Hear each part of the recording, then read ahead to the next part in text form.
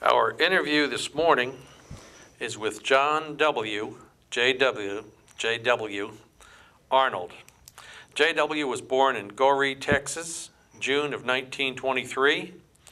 He served in the U.S. Army in the infantry from March of 1944 until January of 1946. His highest rank attained was Tech Sergeant. This interview is conducted at Burleson, Texas on Friday, October the 22nd, 2010. My name is Dale Dexheimer. I'm not related to JW. Also in the room, we have Mary Ruth Arnold, JW's wife, and we also have Mr. Milton Gibson and his assistant Gary Burton, videographers. This interview is conducted for the Veterans History Project at the Library of Congress and Operation Remember for the city of Burleson, Texas. And with that introduction, JW, you can tell us your story of when you were in the Army. All right. I was drafted in March of 1944. Went to Camp Walters, was there about 2 weeks, and then sent to Fort Hood. It was Camp Hood in those days. But anyway, Fort Hood, where I took my basic training for infantry. I got to go home in a few days and visit with my family, my wife and little boy, baby. And then I went to Boston and caught a ship, the SS Mount Vernon. It was a converted luxury liner, and they had converted it to carry troops. And we went over, we took a zigzag course across the Atlantic Ocean, and in 7 days we landed in Glasgow, Scotland. Got on a train there, went down to Southampton, England, went across the English Channel, and got out at Omaha Beach, and went from train and truck to, I joined the 9th Infantry Division, Company K, 3rd Battalion, and they were in just inside the line in Germany, just past the Siegfried line, in a little town called Schevenhude, Germany. And we were assigned to, I was assigned to a squad to guard heavy machine guns. It was mounted up on the side of a mountain there. And we did that for a little while. And then I remember one time they made me first scout because I was a long-legged Texan, they said. So anyway, the second scout, L.B. Smith, and I went down to company headquarters to get the mail and the rations. And while we were going down there, the Germans threw in a mortar barrage. And we ducked under a barbed wire fence and stayed out of it, but I got a little tiny scratch across the back of my hand. And Smitty told me, said, you better go to the medics and have that checked out, because a lot of times they'll poison that shrapnel, you know. So I went to the medics, and they put some sulfur powder on it, and the doctor didn't gonna give me a Purple Heart. And I said, no, I don't want a Purple Heart for that little tiny scratch. So the guy said, well, okay. So anyway, we went and got the rations and the mail, went back up to our squad. And just as we got there, the Germans threw in another mortar barrage. So I jumped in a foxhole with another guy. And when the barrage was over, I got up and went down to my foxhole, and it had been a direct hit right in the middle of it by the German mortar, just blew it all to pieces. So I was real thankful that I didn't make it back to my foxhole at that time. Anyway, I repaired it and used it till a little later. We got out of there. We was in the Hurtgen Forest, and we attacked the Germans, which called your baptism of fire. That was my first attack in the Germans. And as we were going up, Smitty fired a shot and it zinged right by my ear. I said, "Hey, Smitty, I'm on your side," and laughed. And he said, pointed like that, there was a German crawling up behind a tree. We battled it out with him, and when I hit the ground, I rolled like they taught you in basic training. Hit the ground and roll. And right where I hit the ground, a bullet just plowed up the dirt, you know. Was glad I rolled like they taught me. But anyway, we did that, and we got through. We lost our BAR team and our left flank guard in that skirmish. And we got them replaced. Then we went up to the Hurtgen. There was a place there out of the Hurtgen forest called, it was Frengerberg Castle. And they told us there was a troop of German paratroopers and some other troops holed up or stored up in that castle. And they wanted us to go up there and guard the left flank in the 2nd Battalion. I was in 3rd Battalion.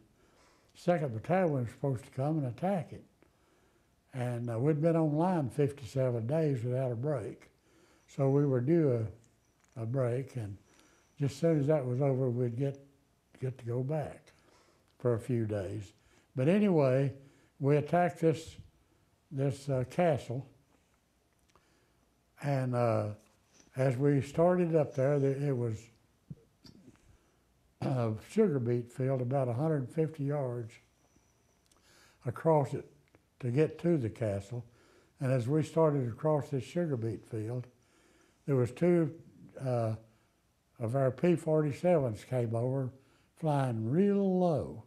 And one of them stuck his thumb up like that and fired a rocket from under his wing into the barn around the castle, barnyard. It was a square-shaped U, and it had a basement and 2 floors above it, and a lot of stuff stored in it. But anyway, we got to where he shot his rocket, and it knocked a hole in the wall there, just about big enough for us to crawl through. And we got it. Being first scout, I was first one there. And as I got there, I looked up, and a German was up in the tower of that castle, and he'd stick his rifle out and then jump around behind it. So I knew what he was supposed to do, and I'd sit there and snap shots at him and keep him pinned back until our squad crawled through that hole and got into the barnyard around the castle. And that's the way we got in there. While that was happening, we had a guy that I dug foxholes with for a while out in the Hurtgen forest. He was a bazooka man, and he fired a shot across into the castle castle yard, across the bridge, across the moat, that crossed the moat going into the castle, and hollered, "Follow me, men," and dashed in there, and he got killed, and he got a Congressional Medal of Honor. Anyway, our squad, once we got inside the barnyard there, we spread out up through the castle. We stayed there about 3 days, battled it out with the Germans, and took a bunch of prisoners and put them in a pig pen. And while we were there, the Germans put up a white flag, wanted a truce for a little bit. So we had a chaplain that spoke German, and they called him up, and he came up and talked to the Germans, and they wanted us to surrender. And our company commander said, "No way, we're not going to surrender." So they went on back, and we kept battling back and forth, and they'd attack us, and we took prisoners, quite a few, and put them in a pig pen, like I said. And anyway, on the 3rd day, our 4.2 mortars fired heavy shells into the roof of that castle with white phosphorus shells, and caught the roof on fire, and it just burned a little white blaze. And the Germans, what was left in there, came out and surrendered, and we took them prisoner. And we had a tank destroyer sitting out there firing into the castle.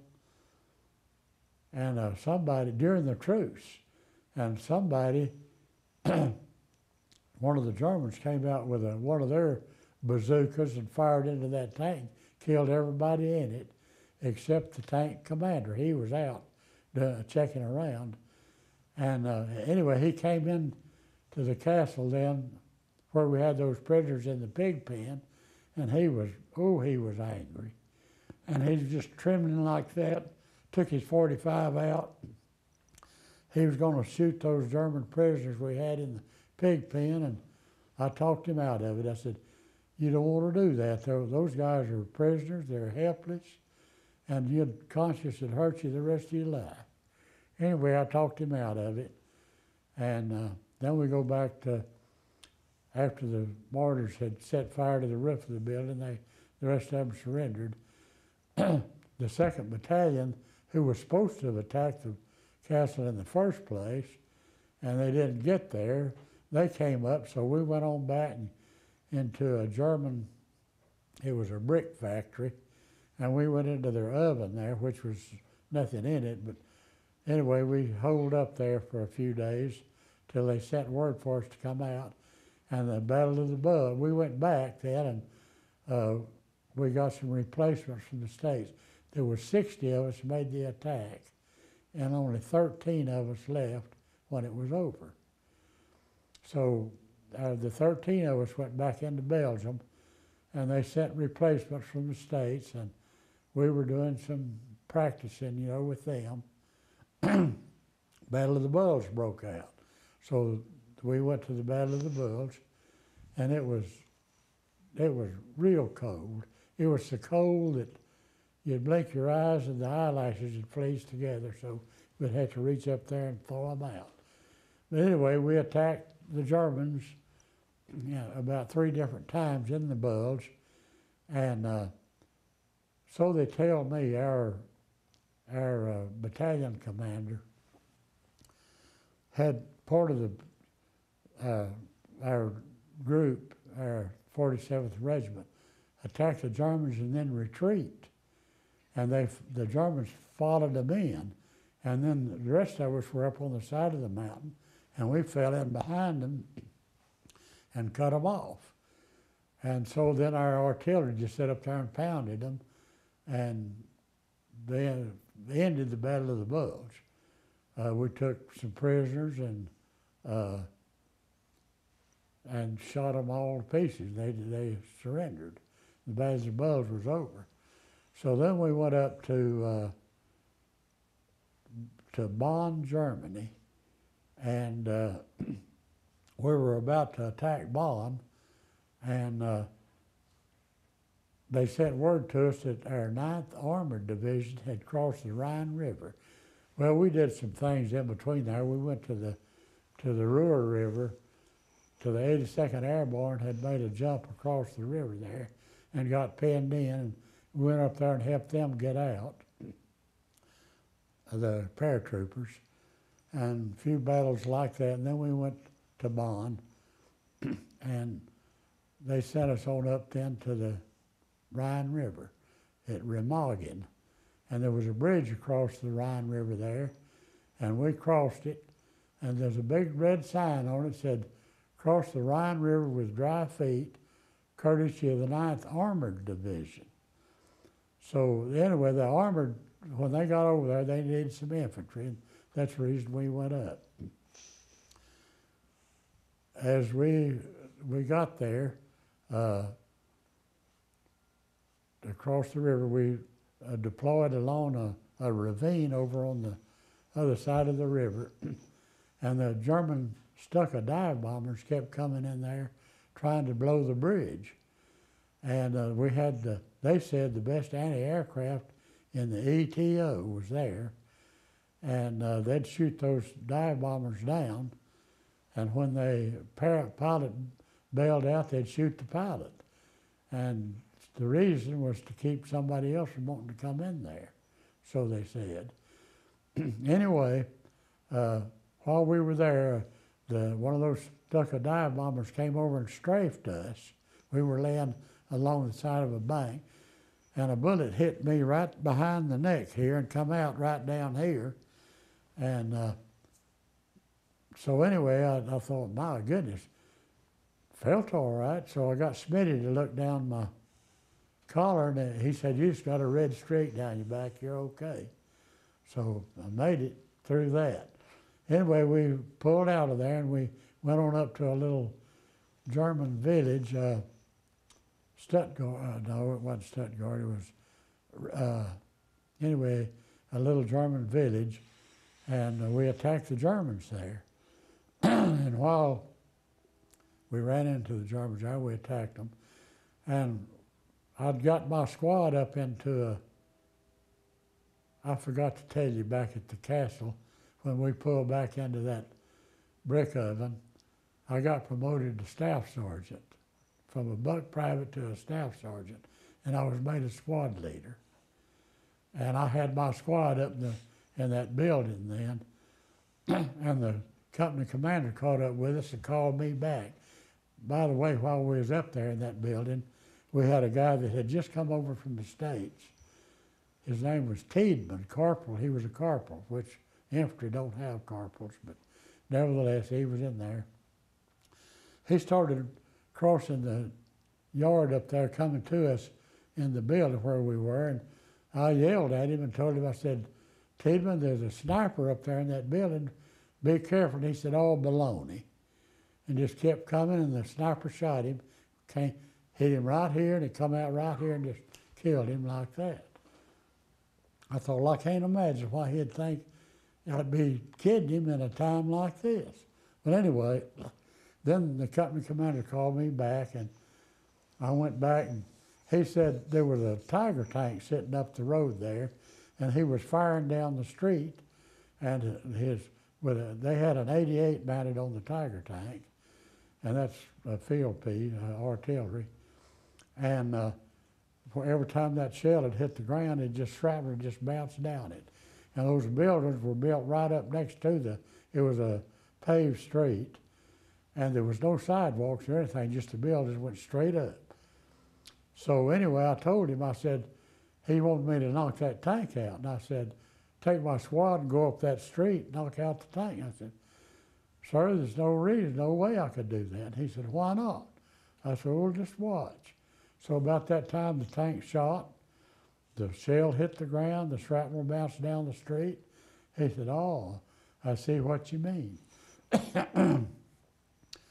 Well, what can you do? And I said, well, if you'll get me a bazooka, we can go out of that building and around through the alley, and we can knock that tank out, I think. He said, okay. So I went started back up to my squad, and this was a two-story building we were in, and an artillery shell came in and hit that building just above my head, and it knocked my helmet off, blew it up, and knocked me down. And about that time, that sniper shot me, and it went right across the top of my head right there. And it just bled like the dickens, and I went back and they called the medics up. And he put some sulfur powder on it and a bandage, and I went back to the hospital from there, and stayed 6 weeks, about 6 weeks back there. They sewed it up, and the guy that did it told me, said that was a quarter of an inch. It went in about a quarter of an inch right across here. He said, if that was another quarter of an inch lower, you wouldn't be here. But anyway, they put kind of staples in my skull bone and then sewed the scalp up over it. And these were those things that would dissolve over time that they put in my skull. And then sewed it up. And I went back then from there to the hospital in France, and stayed there, like I said, 6 weeks. And then I went back up and joined my outfit, and way on up into Germany by the time I got back up there. And we ran into the Russians just outside of Berlin. And one funny thing, we didn't see any Germans. We saw some dead ones laying out on the side of the road, but no live ones for a while. And then, anyway, this Russian was riding a bicycle coming down the road there, and he had a sack tied to the handlebars. And he hit a rock or something that bounced him off his bicycle. Oh, he was angry. He got out and took that sack, had a bottle of schnapps in it. And he hit that bicycle with it and broke his schnapps all to pieces. He'd been drinking it. And anyway, that's the only Russian I saw while we laughed at him, and he went on. But from there, after the Germans surrendered while we were in that position, and we got the message on our radio thing, and we went down to Ingolstadt, Germany then, to some German barracks, and stayed there a few days. And then we was in the 1st Army, and they sent us down to the 3rd Army section where Patton was, and we sent us to Moosburg, Germany, and there was a Stalag 6A and 7A there that was part of the German concentration camps out of Dachau. Moosburg was about 17 kilometers from Dachau. So we got down there, and they was turning out the prisoners that was in there. And incidentally, one of the prisoners, he was a real tall, young Jew fella. He was about 20, I'd say in his early 20s. And he looked like a walking skeleton. He was just starved. So he came smiling up and shook hands with me, and I had my squad there on guard duty. And he smiled, shook hands with me, and I had a bag of rations, C rations, D rations, and U rations. And I just took them all out and gave them to him. And one of the medics came running out and said, "No, no, no, you can't do that." And I said, "Why not?" He said, "He can't eat it. Said, just stay back." Okay, so I got my rations, and he said, "We feed them condensed milk and baby food, and that's all he can tolerate right now." But anyway, that was what they did. They fed those people till they got them back able to go on their own. And we put German war criminals in the concentration camp, and we had a bunch in there, several. We had some SS troopers. We had an old German general in there, and they had them in the deal, questioning them about different things. And this German general was real smart aleck. He was part of the SS troopers. And one of our guys had just come over from the States. His name was Ivaroni from Brooklyn, New York. And he picked up a wooden shoe and knocked that German general's eye out. Hit him right upside, knocked his eye out on his cheek. And that wasn't very nice. But anyway, they put his eye back and sent him back to his quarters, wherever it was. Medics did. But while we were there then, of course, we was guarding those war criminals. And we had this Stalag had towers around it, where we had guards in every tower, and another guard on the ground that walked back and forth between towers as we guarded this Stalag.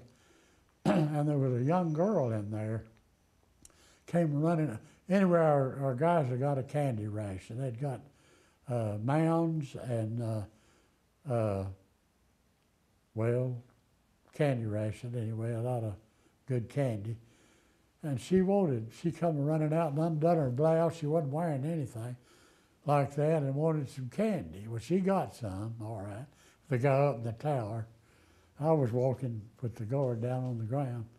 So I got to wondering, I said, wonder what in the world that young gal's in prison for anyway.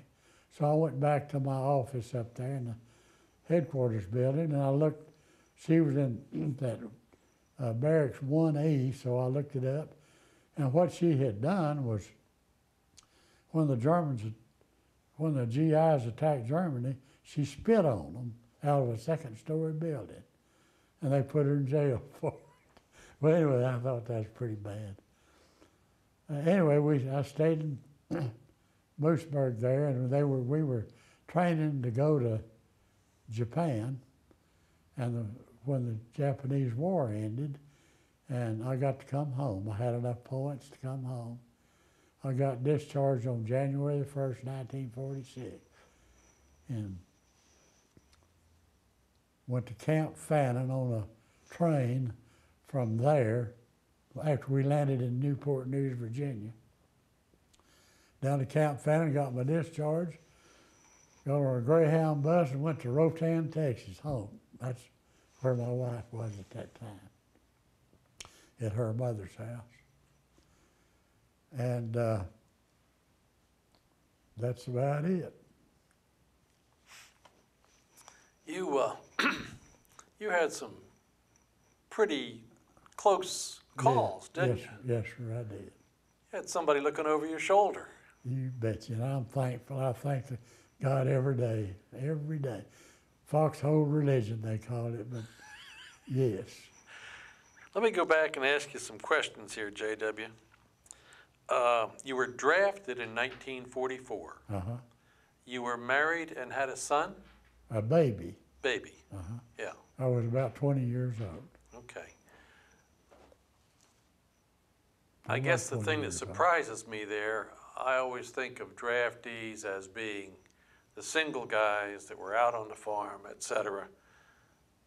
But late in the war, we drafted married folks with a family. They did. And you were one of them. Yes. Okay. And actually, they weren't supposed to put me in the infantry, but they did, according to the rules that Congress had laid out. But they did anyway. I don't know why, but they did. Getting down toward the end of the war, and wherever you were needed, they were going to send you. That's right. Okay. Initially went 2 weeks to Camp Walters out at Mineral Wells. Yes. What'd they do with you for those 2 weeks? Well, there's some funny things happened. They gave you the rules of order to memorize, so I memorized them. Walked my post in a military manner and so on, you know. And then they came in and wanted to know who had memorized the rules of order. Well, some of us held our hand up, we did.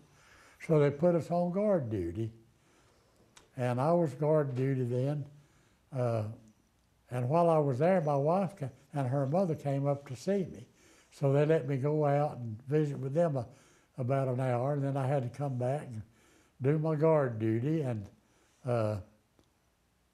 while while I was walking the post, there's a whack came out and wanted to know, said, who'll be on this, walking this post in the morning at 6 o'clock? And I said, well, I will. I got my orders when and all that.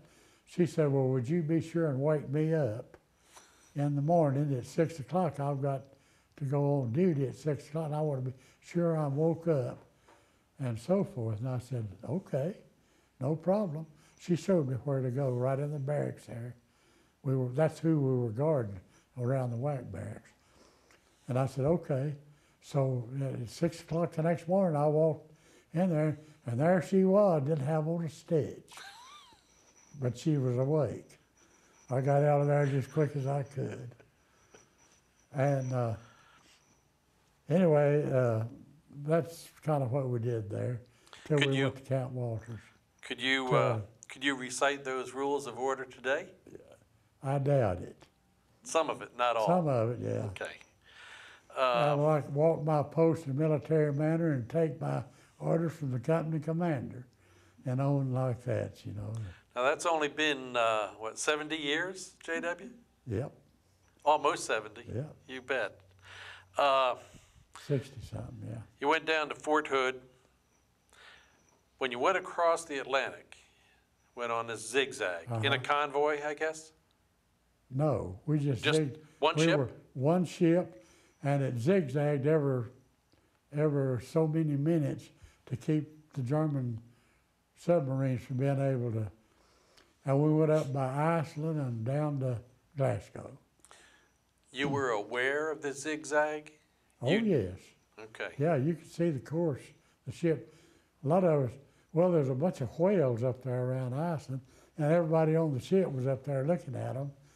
And but anyway, you could see the ship change courses about every. Never saw any submarines or nothing?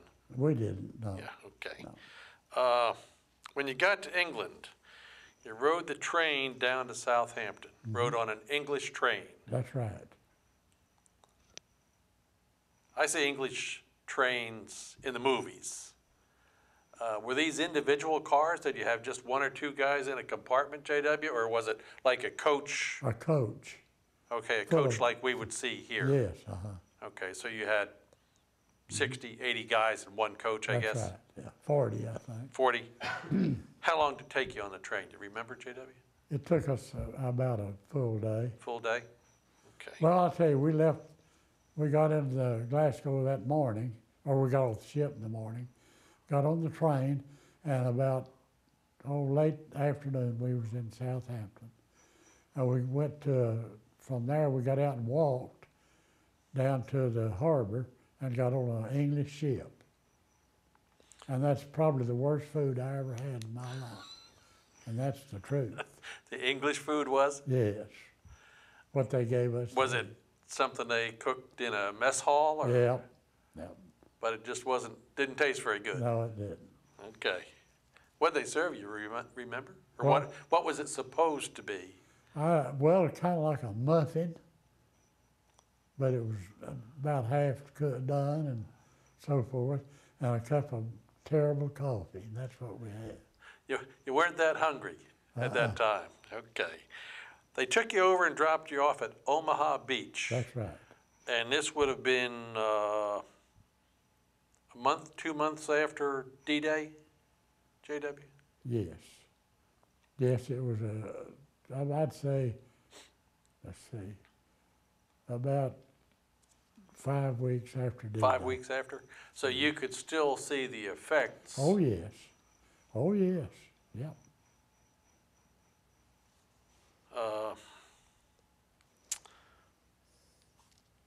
Mortar barrage. You went through 2 mortar barrages in one day? Yes.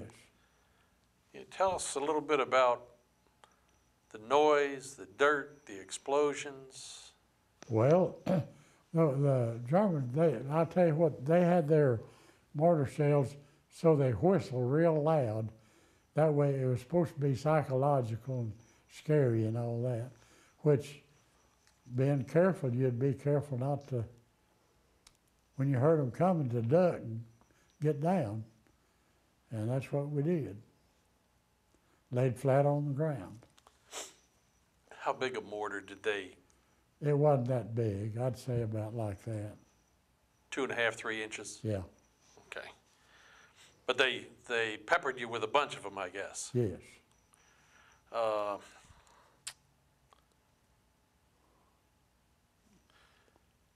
If we go on all the way to the Battle of the Bulge, in the wintertime, really cold, snow on the ground, Yes. foggy, just bad Yes. conditions. Yes. Had they issued you cold weather gear, JW? We had a cape that was made by the Belgian women that fit over you. It was white to camouflage you with the snow, and we wore them. And just our regular GI overcoats. What do you do for footwear? Well, I wore 2 pairs of socks and my combat boots, and That was it. Yeah, we had some guys that got frostbite on their feet. Could you keep your feet dry, JW? Well, we did a pretty good job, yeah. Okay. Battle of the Bulge went on for some period of time. Yes, it did. Were you able to stay inside? Could you stay in a village or something? You were outside? We dug a foxhole, stayed in a foxhole, yeah. And kept your feet dry? Yep. Okay. Got pretty darn cold if all you had was your regular wear, your That's right. overcoat and that It was cape. cold, yes, sir. Very cold. One of our guys got frostbite so bad they had to send him back to the aid station. Fingers, toes. Yeah, his toes mainly is what Toes. happened. Yeah. You mentioned Smitty a number of times. He was the second scout in my. You were first. He was second. That's right. Okay. He got the day after I got wounded. He got killed. Okay, that was my question. Where was Smitty from? You remember? Tryon, North Carolina. And his wife and my wife corresponded. They wrote letters to each other. I've got some pictures of Smitty before he got drafted that his wife sent to mine. Yeah. How long were you and Smitty together? 6, 8 months? Oh yeah. Longer than that? About 6 months. You were pretty close with Smitty, I guess. Oh yeah. Okay. I'm going to go all the way to the very end here, J.W. All right. You rode a Greyhound in 1946 from somewhere in Virginia, Newport News. Newport News, to Rotan, No, sir. To Dallas. to Dallas. Okay. Even that No, on a wait a minute, Greyhound, I'm sorry. I rode a train. a train from Newport Newport News. News to to Dallas, and then got on a GI truck and went out to Camp Fannin. Okay. And that's where I got my discharge then. Okay. Then I got on a Greyhound bus out of the camp, or they took me to Dallas to the Greyhound bus station. Okay. And I got on a Greyhound bus, then I went to Sweetwater. Went to Sweetwater. And from Sweetwater, I got a taxi cab to Rotan, which was about 20 miles. And that taxi cab driver wasn't going to charge me anything. That's the only way I could get down there.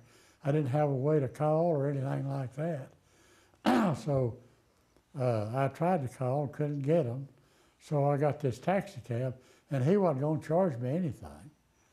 And I had my duffel bag and all that stuff, but I gave him a $10 bill anyway to take me from Sweetwater to Rotan. Your family always in West Texas? Yes, J.W.? yes. What'd your daddy do? What? What'd your father do? My father was a pharmacist, and he worked in a drugstore, of course. And then later on at Rotan, he and my mother's brother went out there and bought a Clover Farm grocery store, and he put a pharmacy in it. Mm-hmm. And they had a grocery and pharmacy there at Rotan. That was, Okay. we were in Seymour when he did that. I was in high school. That's where I met my wife first. Got a pair of binoculars there, Yes. J.W. Yes, I'll tell you about those. That's a pair of German field glasses. It's the forward observer of the German artillery used these field glasses, and it's got a mill scale alidade in there, and when you fire around and see where it exploded, he can tell how far off the target it is with these field glasses and bring the artillery piece back of German 88 and hit for the target. And these were hanging in a tree in the Hurtgen Forest with a leather strap, and that's where I got them and brought them home with me. And my boys played with them till this happened to them, like that. They were in good shape when I got them. But, yeah. You've mentioned this German 88 a number of times, and I've heard lots of stories That about was quite a field piece. It was real swift and accurate. It was an 88 millimeter, you know. They make a lot of noise. Yes. You could hear it coming a long way You off. bet. You could hear it coming. Time to get your face in the dirt. Yes, sir. Yes, sir. You bet. J.W., we certainly appreciate you coming, spending the time with us, All right. telling us your story. You were very fortunate. Absolutely. We appreciate you taking the time to be with us and the time you spent defending us, J.W. Okay. You bet. Bet. Thank you, sir. All right.